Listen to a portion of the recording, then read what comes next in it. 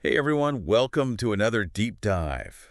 Today, we are going to be taking a look at atomic habits. Oh, yeah. I know a lot of you out there are super into personal development. For sure.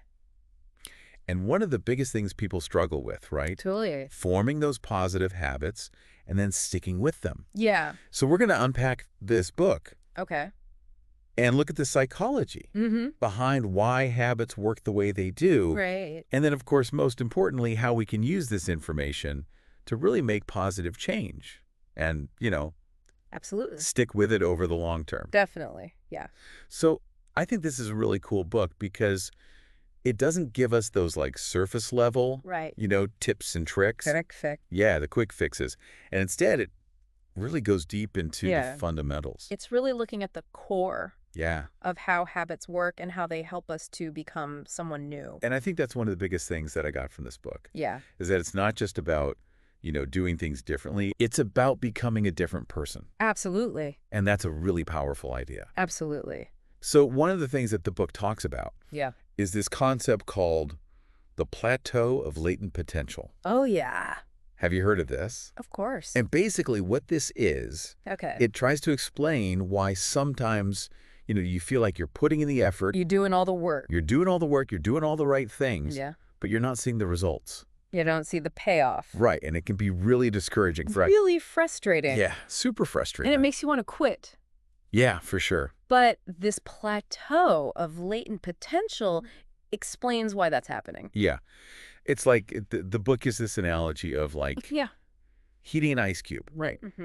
So imagine you have an ice cube and you start applying heat to it. Yeah. Now, for a while, nothing seems to happen, right? The temperature's going up. Right.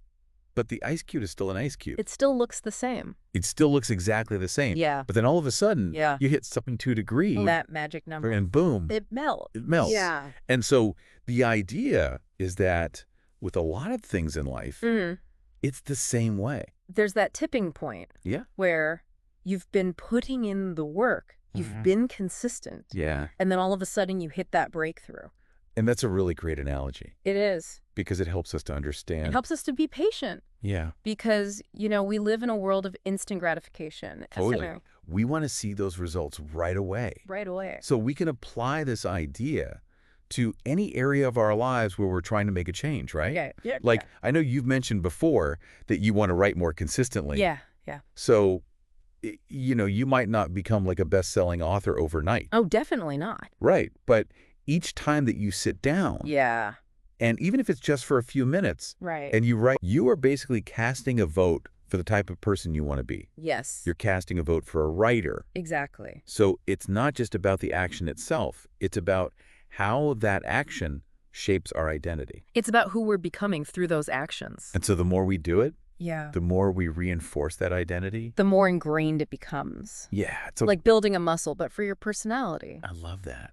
That's a great way to put it. I like that one. So we're building that muscle, but for our personality. Yes. So we were talking about this becoming a new person. Yeah. Casting votes for that new person that we want to be. But how do we make those votes count? Right. How do we actually form those habits? Well, it all starts with understanding the habit loop. Yeah. This is like the foundation. Have you heard of the habit loop before? Oh, yeah. Yeah, it's a pretty well-known concept. It is. But let's break it down a little bit. Okay, so. And see how it applies to everyday life. All right. Because I think sometimes, Yeah. we hear these things and we're like, okay, I kind of get it, but how do I actually use this information? How does it actually work in practice? Oh, yeah. Okay, so let's take an example. Think about those times when you find yourself reaching for your phone. Oh, yeah. Even though you know you should be focusing on work. Oh, my God, all the time. That's the habit loop in action. Okay. Right. So what happens is there's a cue. Okay. So maybe you get a notification. Maybe you're feeling a little bored, Or maybe you're like trying to avoid doing something. Exactly. Like, I don't want to do this, so I'm just going to distract myself. Yeah. So that cue triggers a craving for something, right? Like in this case, it's that dopamine hit of checking your phone. It's like a little rush, Yeah, it's like a little reward in itself. And it's not even necessarily that you're going to see anything good on your phone. You don't even know. You don't even know, but it's just that. It's the anticipation. Yes. Of potentially seeing something good. Yeah, that's such a good point. So that craving then leads to a response, which is actually picking up your phone and scrolling, right? Yep. And then you get the reward, right? Maybe you see a funny meme or a message from a friend, or you just get that little bit of distraction from whatever you were supposed to be doing. And that reinforces the whole loop. Exactly. Right. Because you've gotten that reward, you're more likely to reach for your phone the next time you feel that cue. So it's a cycle. It's a loop. It's a loop. And it keeps going and going and going. Yeah. So understanding the habit loop is kind of like the first step to hacking it. To taking control. Yeah. And to building better habits. So how do we do that? Well, one of the most effective ways is to make our desired habits more attractive. Okay, attractive. So I think you'll like this. It's called temptation bundling. Ooh, temptation bundling. It's kind of a funny name, Yeah. but it's a really powerful concept. Yeah. So basically what you do is you pair something you need to do with something that you want to do. So let's say, you need to go for a walk every day. Yeah. But you just struggle to find the motivation. It happens all the time. You just don't feel like it. You'd rather sit on the couch. Right. Yeah. So what if you only allowed yourself to listen to your favorite podcast while you're walking? Ooh, that's a good one. Right. Yeah. Suddenly, that walk becomes a lot more appealing. Totally. Because it's linked to something you already enjoy. Yeah, you're getting that reward. Exactly. Oh, you're doing something that's good for you. It's leveraging your brain's natural reward system to your advantage. Yeah, and it's playing into that instant gratification thing, right? Exactly. Because I know for me, I need that immediate reward, even if the long-term payoff is going to be even better. We're wired that way, you know? Yeah. Our brains are wired for instant gratification. Totally. So we have to work with that. Okay, so temptation bundling. Yeah. I like that. Yeah. Now, another thing that the book talks about is the influence of our tribe. Oh, yeah. This is fascinating. So our social circles, the people that we're around. The people we spend time with. How does that affect our habits? It has a huge impact, I feel like it makes sense. Yeah. But then I don't really think about it. It's one of those things that's so obvious. Yeah. But we don't always consciously acknowledge it. Yeah. And I feel like I see it in my own life. For sure. Like if I'm around people who are, really health conscious, I find myself eating healthier, Exactly. Or if I'm around people who are really into reading, I'm like, oh. I should probably read more. Yeah, I should pick up a book. So the author calls this imitating the many. Okay. And imitating the powerful. Okay, so imitating the many, that's basically like social norms, right? It's what everyone else is doing. Yeah, like if everybody's doing it, then we're more likely to do it too. Exactly. And then imitating the powerful, that's like looking up to people. It's the people we admire. The people we want to be like. Like mentoring. Role models. Yeah. And we naturally tend to adopt their habits. Yeah, it's like we want to be like them. We want to be in their tribe. Yeah, so how can we use this to our advantage? Well, if you're trying to build a new habit, surround yourself with people who already embody that habit. Okay. So if you want to start running, join a running club. Yeah. If you want to read more, join a book club. Exactly. Yeah. Because you're going to be surrounded by people. It's like peer pressure, but in a good way. It's peer pressure for good. I love that. So it's about finding those positive tribes Okay. that support the habits you want to build. So we've talked about making habits attractive. Yeah. We've talked about the influence of our social circles.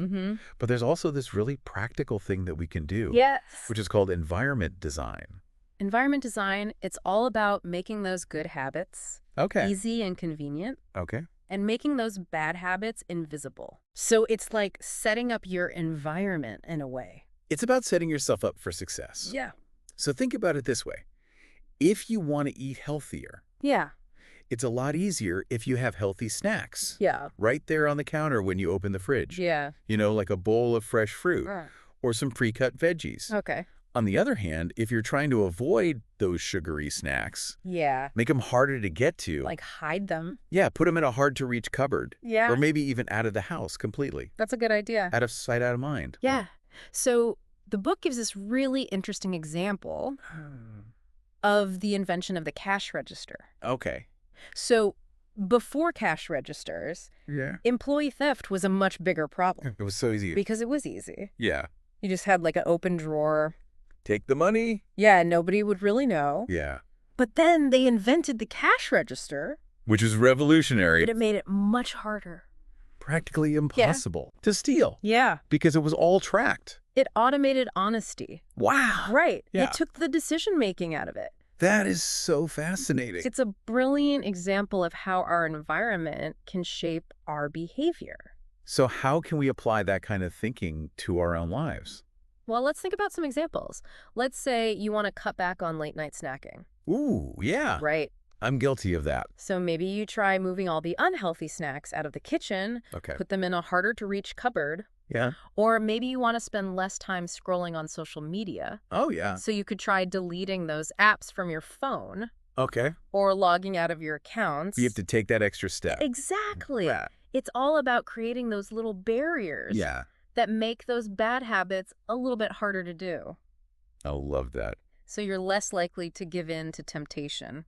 It's like designing out temptation. Designing out temptation, exactly. So we've covered making habits attractive. Yeah. We've talked about making habits easy. Making them convenient. By changing our environment. Environment design. But there's one more piece of the puzzle. Right. Which is making habits satisfying.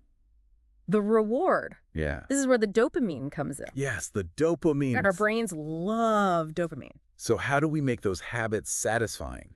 So remember we talked about how our brains are wired for instant gratification? Right. We love that instant gratification. So even if the ultimate payoff of a habit is long-term, right? Like you want to be healthier, you want to be more successful. Right. The long game. The long game. We need that short-term reward. We need those little rewards along the way. To keep us going. To keep us motivated. Yeah. So this is where things like habit trackers can be really effective. Okay.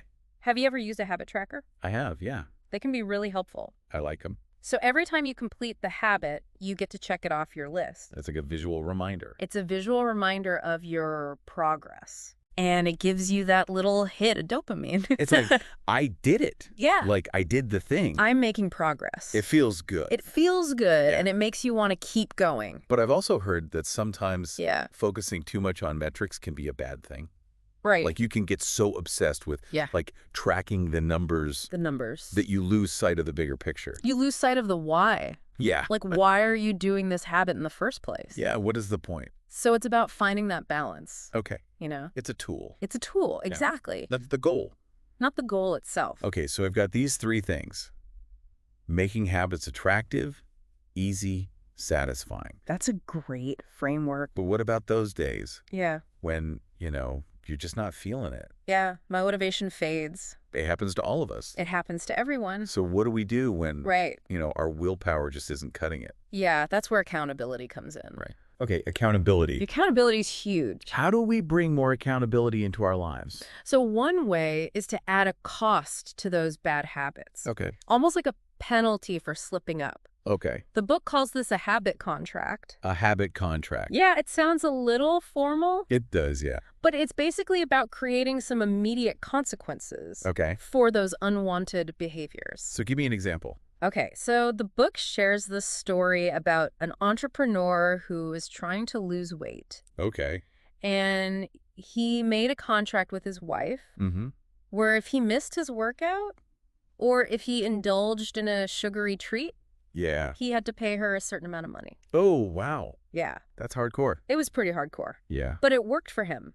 Yeah, it worked. Because it created those immediate consequences for his actions. Yeah, so I'm thinking, how can we apply this idea to our own lives in a maybe less extreme way? Right, so it doesn't have to be about money. Maybe you make a pact with a friend where you check in with each other daily about your progress on a particular habit. So like an accountability buddy. An accountability buddy. I like that. Or maybe you announce your goal on social media. Oh, wow. Yeah. That's a good one. And ask people to hold you accountable. I feel like that would work. Yeah. Because then you're like, I said I was going to do this. Yeah. And then people are going to be like, did you do it? You're putting it out there publicly. So it's leveraging that external motivation to keep you on track. Yeah, I like that. It can be really powerful. Okay, so we've talked about making habits attractive, making them easy, making them satisfying, bringing in accountability. It's a great foundation. But the book goes even deeper, right? It does. It talks about finding habits that are truly aligned with our strengths. Our natural abilities. And our values. Yeah. And that's a really important point. It is. Because it's not just about building any old habit. Right. It's about finding those habits that will help us to thrive. That help us to flourish. Yeah. to really become the best versions of ourselves. Exactly. So how do we go about finding those Goldilocks habits? The ones that are just right. Yeah. Well, the book talks about the explore-exploit trade-off. Okay, the explore-exploit trade-off. It's a bit of a mouthful. Yeah. But it's basically a two-step process. Okay. So step 1 is explore. Explore. So you try different things. Okay. You see what you enjoy. You see what you're good at. It's like casting a wide net, you know? Okay. Maybe you take some classes. Right. You try different hobbies. Yep. You volunteer for new projects at work. Right. It's all about gathering information. So like trying things out. Trying things out, experimenting. Yeah, experiment. And seeing where your natural talents and interests lie. And that can be hard, right? It can be. Because I think sometimes we get stuck in a rut and we're like, I don't know. We're afraid to try new things. We're afraid to try new things. But it's so important to step outside of our comfort zone. So that's explore. That's explore. What about exploit? So once you've identified those areas where you have a natural advantage, you shift your focus to exploiting those strengths. Okay, so like double down. Double down. You focus your energy on those things that we're good at. That you're good at, that you enjoy. Yeah. That you're passionate about. Yeah. And you find ways to make a meaningful contribution using those abilities. So we've got to figure out what we're good at. Yeah. And then we've got to use those things. And then go all in. To make a positive impact. Exactly. I love that. And this is where the Goldilocks rule comes in. Right. Yeah. Finding that perfect level of challenge. That's just right. Not too easy, not too hard. So how do we know something's in our Goldilocks zone? Well, think about it this way. If something is too easy, you get bored, right? Totally. You lose interest. Yeah. But if it's too hard, you get frustrated. And you give up. And you want to give up. Yeah. It's that sweet spot in the middle where the magic happens. Where you're challenged. Where you're engaged. But not overwhelmed. Not overwhelmed. Okay, so we're figuring out our Goldilocks zone. Yeah. We're exploring, we're exploiting. We're finding those habits that align with our strengths and our values. And that brings us back to this idea that building better habits is not just about willpower. Right. It's not about discipline. It's about working smarter, not harder. Yeah. It's about understanding yourself. Yeah. Creating an environment that supports your goals. Yeah. And finding those strategies that work for you. It's like you're becoming the architect of your own life. Yeah. Designing a space where those positive choices become the default. Yeah. It's about making it easy to do the right thing. Okay, so before we wrap up this part of our deep dive, I want to touch on one more really important point. Okay. From Atomic Habits, which is that it's not about achieving this massive overnight transformation. Right. Right. Small changes, consistent effort. It's about those little things. It's about those atomic habits. Those tiny actions. Tiny actions. Repeated consistently. That ultimately shape who we become. It's so easy to get caught up in those, like, you know, big, grand visions of who we want to be someday. And then get discouraged when we don't achieve that overnight. Because it's a process. It is a process. It's a journey. It's a journey. That's not a destination. And so we've got to shift our focus from like those grand visions, the grand vision, to the small, actionable steps we can take today. That's where it's at. Right here, right now. It's those small steps, those atomic habits, those tiny changes that ultimately make the biggest difference. And that's what we're going to talk about in our next deep dive session. Yeah, we're going to get into the nitty-gritty. How to make those changes stick. Yeah. How to overcome those setbacks. Because let's be real, there will be setbacks. There will be. There will be. It's part of the process. Yeah, it's part of the process. And how to cultivate that sense of purpose. Yeah, that keeps us going. That keeps us motivated. So stay tuned for part 2. We'll be right back. Where we're going to be diving deeper. Deeper into atomic habits. Into those practical strategies for making those small changes that lead to big results. Big results. I'm excited. Me too. Two-part. Awesome. So stick around. You know, it's amazing how these tiny little actions can add up to such big changes over time. Yeah, it's like that whole thing where they talk about the British cycling team. Oh, yeah. How they made all these little tiny adjustments. Right. Like every single aspect of their training, their equipment, their diet. Like they were looking for every little 1% improvement. Yeah, those marginal gains, they add up. And it led to them becoming like world champions. Yeah, it's a perfect example of how small changes can lead to big results. So it's not about finding that one magic solution. Right. It's about making those little improvements. Consistently. Yeah, consistently. Over time. And I think that's a really encouraging message. It is. Especially for those of us who, maybe get a little overwhelmed. Intimidated. Yeah, intimidated by the thought of making big changes. Yeah, you don't have to do it all at once. You don't have to do it all at once. Start small, focus on one thing at a time. And one of the things that I really liked in this book is this idea of automating ethical behavior. Oh, that's a good one. Right.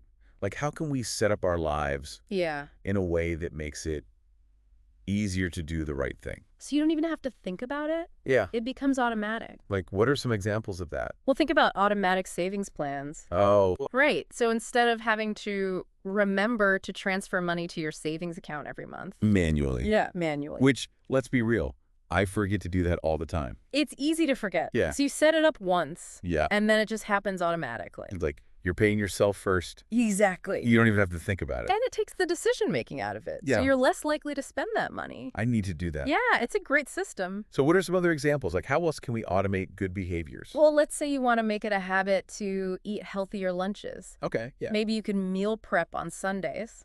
Oh, yeah. So you have those healthy lunches ready to go for the week. So you're not tempted to, like... grab fast food. Yeah, or order takeout. Exactly. Or just, like, eat the leftover Halloween candy. Or eat whatever's in the vending machine. Yeah, exactly. So you've already made the decision in advance. When you have more willpower, hopefully, exactly, on a Sunday.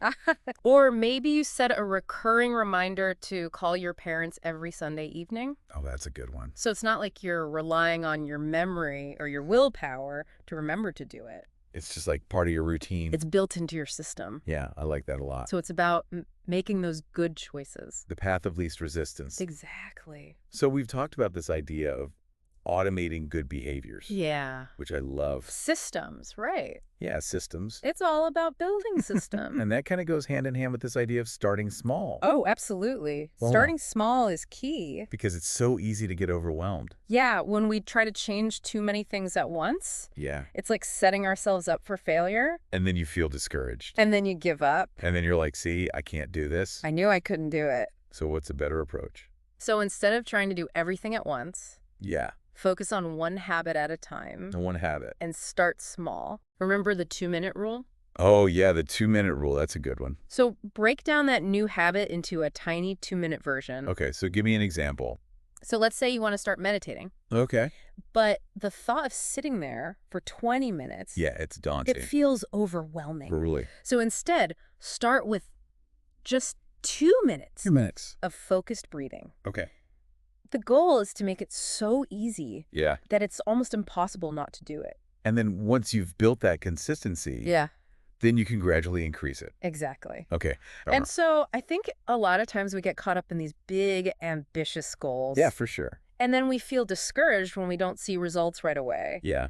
But it's those small, consistent actions that compound over time. Compound over time. That's a good point. And lead to those big results. So we're starting small. We're being consistent. Yeah. But we also have to make it satisfying. Right. We've got to make those habits enjoyable. Yeah, because our brains love rewards. They do. They crave that dopamine. Dopamine, yeah. So we need to find ways to make those good habits feel good right away.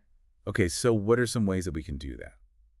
Well, we talked about habit trackers before. The habit trackers, yeah. Those can be really helpful. I like checking things off a list. It feels good, right? Yeah, it does. You get that sense of accomplishment. Yeah. So it's like a visual reminder of your progress. And it's like a little reward in itself. Exactly. And it motivates you to keep going. And you can also create a reward system for yourself. Okay, a reward system? How would that work? So maybe you say, okay, if I stick to my workout routine for a week, I'm going to treat myself to a massage. Oh, I like that. Or if I finish this project, I'm going to buy myself that new book I've been wanting. Okay, yeah. So you're associating those good habits with positive feelings. With things that you enjoy. Exactly. Okay, I like that. And then even just that feeling of accomplishment can be a reward in itself. Like you were saying, like checking things off a list. Yeah, like I did it. I did it, yeah. I'm making progress. It feels good to make progress. It does. And then the habit itself becomes more rewarding over time. As you start to experience those intrinsic benefits. Yeah. Like feeling healthier, being more productive. Yeah, being more creative. So it's like a positive feedback loop. Okay. A positive feedback loop. I like that. The more you do it, the more rewarding it becomes. And the more you want to keep doing it. Exactly. Okay, so we've talked about making habits attractive, easy, satisfying, automating those good behaviors, starting small. Yeah. But what about when we mess up? Right. Because it's going to happen. It's going to happen. We're human. Yeah. Nobody's perfect. Nobody's perfect. So what do we do when we slip up? So the author of Atomic Habits actually has a great phrase for this. Okay. He says, it's not about never missing a beat. It's about never missing twice. Never missing twice, okay? So we all slip up, right? Yeah. We all have those days where we don't stick to our habits. We eat the pizza. We eat the pizza. We skip the workout. We scroll on our phones for 3 hours. It happens. Yeah, it happens. The key is to get back on track as quickly as possible. Okay, so don't beat yourself up. Don't dwell on it. Just get back on track. Exactly. And so how do we do that? So instead of beating yourself up for a slip-up, Yeah. take a moment to analyze what happened. Okay. Why did you slip up? Okay. What were the circumstances? Right. What could you do differently next time? So it's like a learning opportunity. It's a learning opportunity. Yeah. It's a chance to refine your approach. I like that. So you can be more successful in the future. So we're not striving for perfection. No. We're striving for progress. Exactly. And that goes back to this idea of self-awareness. Self-awareness is so important. Yeah, why is self-awareness so important when it comes to building habits? Because the more we understand ourselves, the better equipped we are to design systems and strategies That work for us. Exactly. Okay, that makes sense. It's like becoming a scientist of your own habits. A scientist of your own habits. I like that. You're experimenting. You're gathering data. Yeah. You're figuring out what works and what doesn't. And we can learn from other people too, right? Absolutely. Like, look at those world-class athletes. Yeah, the people who are at the top of their game. Yeah, they're always looking for ways to improve. Yeah. They're always reflecting on their performance. Yeah, they're not just like, oh, I'm good. I'm the best. That's it. I'm done. No, they're always trying to get better. The book gives a great example. Oh, yeah. About Eliud Kipchoge. The marathon runner. The marathon runner, yeah. He holds the world record. Yeah, incredible athlete. And even after achieving that incredible feat, yeah, he still takes notes after every single practice. That's dedication. That's dedication. He's looking for areas where he can improve. Even though he's like the best in the world. Even though he's the best, he's still striving for those marginal gains, those 1% improvements. That's inspiring. It is. And it just shows that it's a mindset.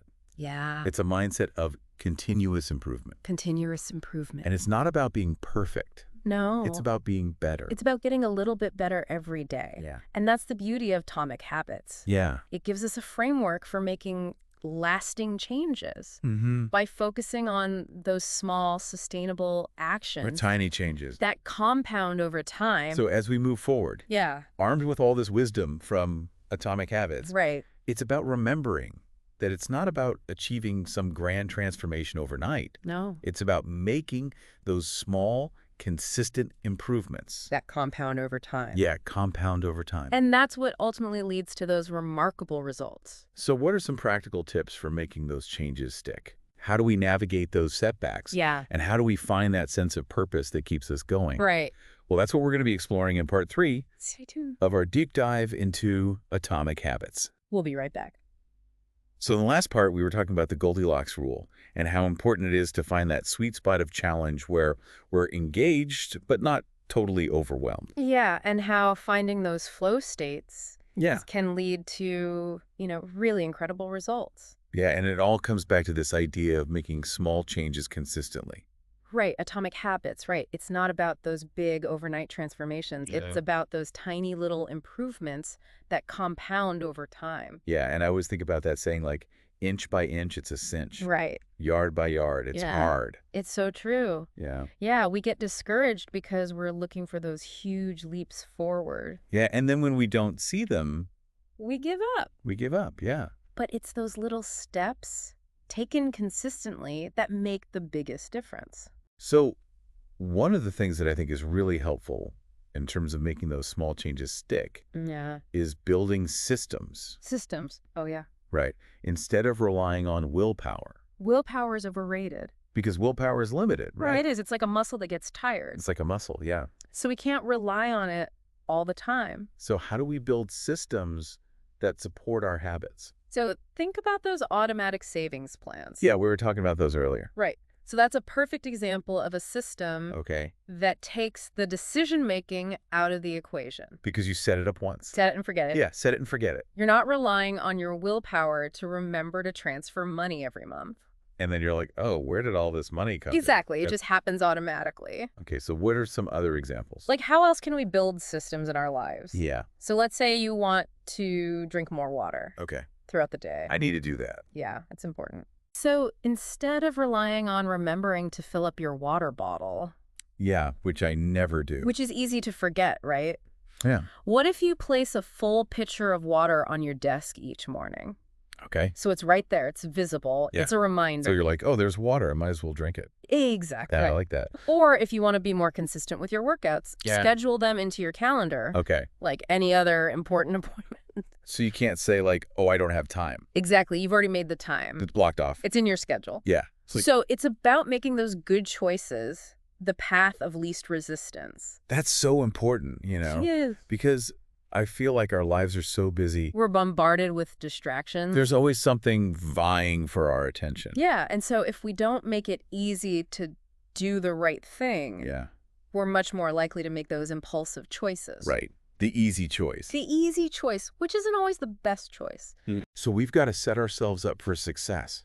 Exactly. By removing those obstacles. Reducing friction. Yeah, reducing friction. I like that. So we talked about this earlier with environment design. Yeah, so it's like, if you want to eat healthy snacks, put those healthy snacks in a visible spot. Make them easy to grab. And put the unhealthy snacks. Hide them away. Yeah, like in the back of the pantry. Or maybe even out of the house completely. Yeah, maybe donate them or something. Exactly. Okay, so we're talking about making those good choices easier. Yeah. And the bad choices harder. Reducing temptation. But what about when we do slip up? Right. Because it's going to happen. It's right. inevitable, yeah. Nobody's perfect. Nobody's perfect. And I think that's one of the things that Atomic Habits does a really good job of. Yeah. Is acknowledging that it's not about being perfect. It's about progress, not perfection. Exactly. So what do we do when we make a mistake? So the author says, never miss twice. Never miss twice. Okay. So we all slip up. Yeah. We all have those days where we don't stick to our habits. We eat the pizza. We skip the workout. Yeah. We scroll on our phones for hours. The key is to get back on track. As quickly as possible. Yeah, don't beat yourself up. Don't dwell on it. Just keep moving forward. Exactly. It's all about progress. So how do we do that? So instead of beating yourself up for a slip-up. Yeah. Take a moment to analyze what happened. Okay, so like be curious about it. Be curious, yeah. Yeah. Like, okay, why did I slip up? Yeah. What were the circumstances? Was I stressed? Was I tired? Exactly. Was I hungry? Was I hanging out with the wrong people? Right. And then what could you do differently next time? So it's a learning experience. It's a learning opportunity. And that goes back to self-awareness, right? Self-awareness is so important. It's like the more we understand ourselves, Yeah. the better equipped we are to design those systems and strategies. That work for us. And it's okay to try different things. It's all about experimenting. Yeah, because what works for one person might not work for another. Exactly. And, even those world-class athletes, The best of the best. they're constantly reflecting and refining their approach. They're always learning. Like, they're not just like, oh, I'm good, I'm done. Right. They're always looking for ways to improve. Like, the book talks about Eliud Kipchoge. Oh, yeah, the marathoner. Yeah, the marathon runner who holds the world record. Yeah. And he still takes notes after every practice. He's looking for ways to get better. Even though he's the best in the world. It's amazing. That's so inspiring. It is. It shows that it's a mindset of continuous improvement. Never stop learning. And so as we wrap up our deep dive into Atomic Habits, I hope you've learned as much as I have. It's a great book. It's a fantastic book, and it's really given me a lot to think about. Yeah, me too. And so I just want to leave you with this thought. Okay. It's not about being perfect. No. It's about those small, consistent actions. Those atomic habits. That, when repeated day after day, can truly transform your life. They can. So until next time, keep learning, keep growing, and keep diving deep. See you next time.